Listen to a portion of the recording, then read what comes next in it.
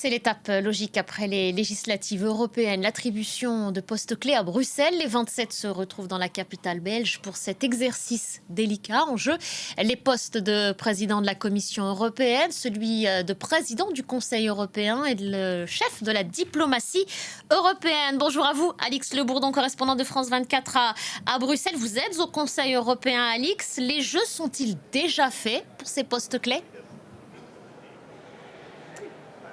Eh bien écoutez, un trio de noms circule depuis le sommet informel de la semaine dernière et ce trio semble se confirmer puisque les négociateurs des trois grands partis centristes ont annoncé avoir trouvé un accord. La conservatrice allemande Ursula von der Leyen serait reconduite à la tête de la Commission européenne, le socialiste portugais Antonio Costa à la tête du Conseil européen et la centriste estonienne Kaja Kallas à la diplomatie. Mais ces nominations ne font pas l'unanimité auprès des chefs d'État et de gouvernement, notamment auprès de la présidente du Conseil italien, Giorgia Meloni, qui dirige aussi, vous le savez, le groupe d'extrême droite ECR. Elle a estimé qu'il était surréaliste que ces discussions aient lieu sans même faire semblant de discuter des signaux envoyés par les électeurs européens. Je vous rappelle que Giorgia Meloni fait partie des dirigeants qui sont sortis renforcés du dernier scrutin européen. Alors le Premier ministre hongrois, Viktor Orban, ainsi que le dirigeant tchèques ont également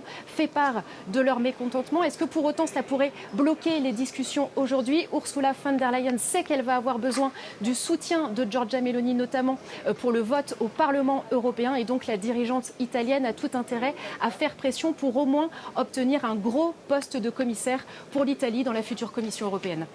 À noter, Alix, la présence du président ukrainien Volodymyr Zelensky. On attend d'ailleurs l'image de la photo de famille. Faut-il aussi voir un message envoyé au Premier ministre hongrois? Le pays va prendre la présidence tournante du Conseil européen.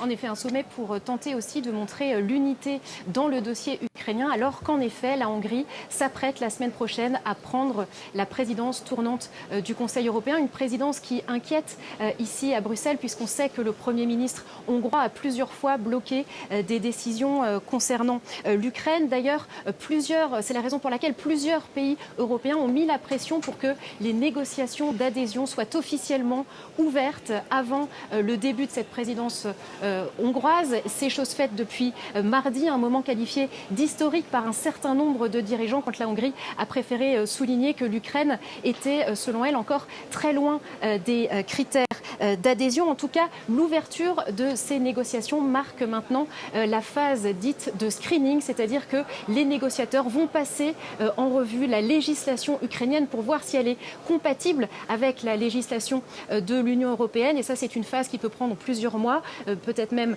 un an. Et donc, il n'y aura pas de nouvelles décisions, en tout cas dans ce dossier de l'adhésion ukrainienne, avant un moment, en tout cas après cette présidence tournante hongroise du Conseil européen.